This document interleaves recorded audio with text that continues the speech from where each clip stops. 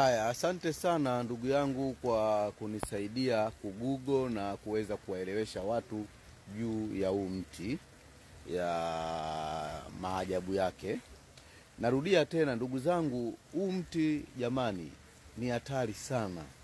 Kama unasumbuliwa na mauchawi kwenye nyumba yako, chukua hata glasi kama hivi, naomba, au chukua chupa yoyote iwe nyeupe, lakini uweka maji yako, uweke mti, uweka ndani kwako, usiweke mchanga, usiweke kitu cha aina yote, kwa sababu huu mti hauna kawaida ya kuyayuka ukiuweka, yani kukauka ukiuweka namna hivi.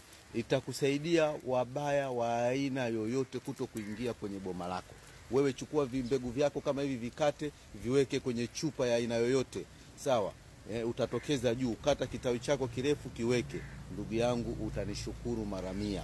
Na ni dawa ya mambo mengi sana, na una maajabu. Na sio tu ndani kwako, weka hata mlangoni kwako, panda kama maua, weka kwenye kopo, panda kama maua. Na kama nachokiongelesha ukielewi, naomba upige picha, uskani kwenye Google. Maajabu ambayo utakayekutana nao kwenye mti toka kuzaliwa kwako hautoamini. Wazungu na ujanja wao wote unawajua wewe. Wakikupa historia ya hii kitu, wenyewe wanaujua.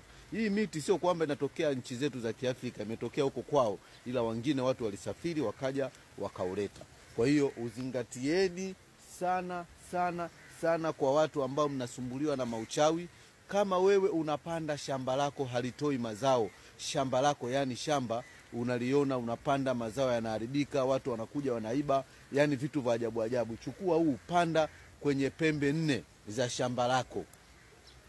Panda kwenye pembe 4 za shamba lako, utanishukuru na utanikumbuka.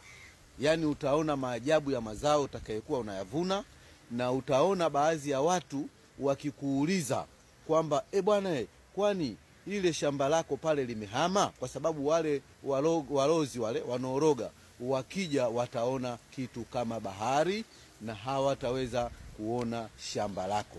Kwenye nyumba yako ukiweka hii kitu, watu watakwambia bwana, mbona kila tukija hapa nyumbani kwako nyumba hatuioni, ama umehama ama umefanya nini? Hayo ni maajabu mafupi sana ambayo nawaelekezeni. Kwa hiyo chukua huu, sisi tunauita mnyaa. Kama huna mbegu, njoo hapa nyumbani kwangu Tabata Mawenzi, njoo uchume bure, wala sitoweza kukuchaji. Ukitaka nikuletee, hayo tena ni masuala mengine. Bodaboda wapo, nitakuchumizia, nitakupa. Ni dawa kweli kweli, na nitawaelekeza maajabu mengine. Lakini nawaombeni sana sana, naomba muugugo huu mti. Naomba muugugo huu mti, jina mshaelekezwa, alafu mnaambie shughuli yake.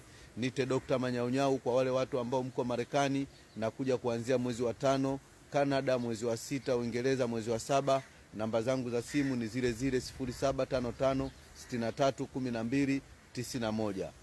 Sina mpinzani, mimi ndo professional kwenye mambo ya miti. Huwa mara nyingi sinaga papala. Haka ni kaeneo kwangu, ni kashamba kangu, maeneo yangu ya Tabata Mawenzi, niko mzee wa kujidai. Mimi nimepanda sehemu zangu zote hizi hapa. Nimepanda kila sehemu, ukija utaikuta, njoo hapa uchukue. Kingi wa makingi. Bye bye, Ramadhan Karim.